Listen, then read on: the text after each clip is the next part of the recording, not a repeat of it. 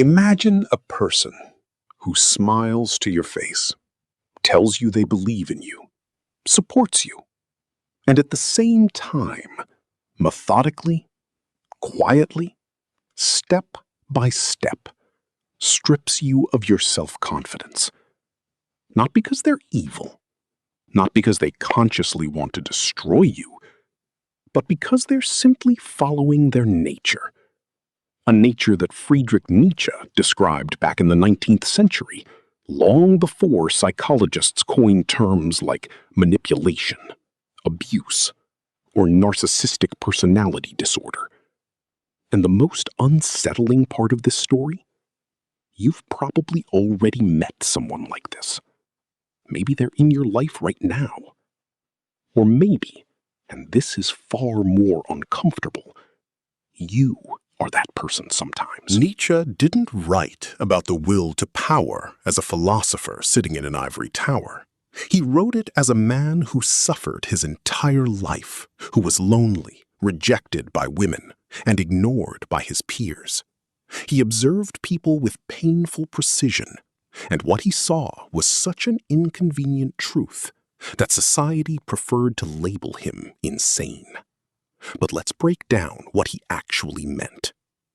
The will to power isn't about dictators. It's not about armies or conquering territories. Nietzsche was talking about the fundamental drive of all living things. Every creature, every person, constantly strives for expansion, growth, overcoming resistance. It's not greed or selfishness. It's a biological fact. The problem begins when one person expands at the expense of another. And that's where Nietzsche's philosophy turns into a textbook of dark psychology. There are two ways to realize the will to power. The first, you grow yourself. You overcome your limits, create, build, become stronger. Nietzsche called this the path to the overman. The second way is easier. You don't grow. You just make others smaller. And this second path, it's everywhere around us. And most people who follow it don't even realize they're doing it. What does this look like in real life? You come to work with an idea. It's a good idea. You feel it. And the colleague sitting across from you says, "Yeah, interesting, but you didn't consider this, and also this, and also this." Technically, they're helping. But 3 months later, you notice you don't suggest ideas anymore. Something happened, but you can't quite put your finger on it. Nietzsche could. Someone else's will to power simply suppressed yours. Or take relationships. A partner who, every time you achieve something, finds a way to shift the conversation back to themselves.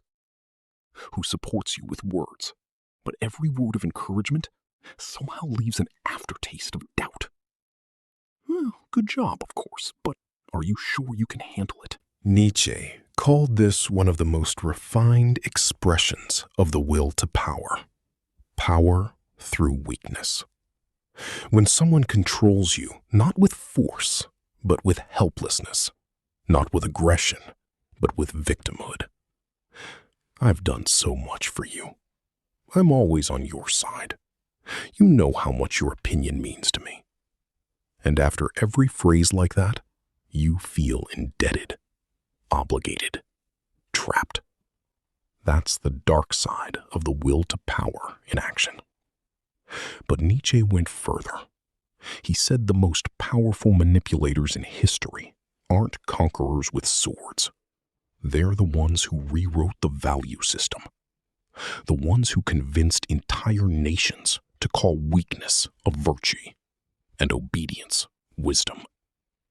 Because if you can control not just a person's behavior, but what they believe is right and wrong, you control them completely. They limit themselves. They punish themselves for any deviation.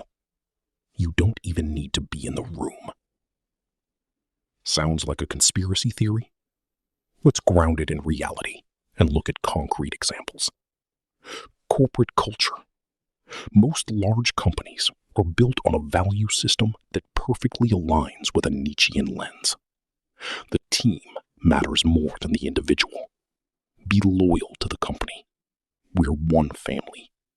All beautiful words that on a psychological level do one. Social media is an even purer example.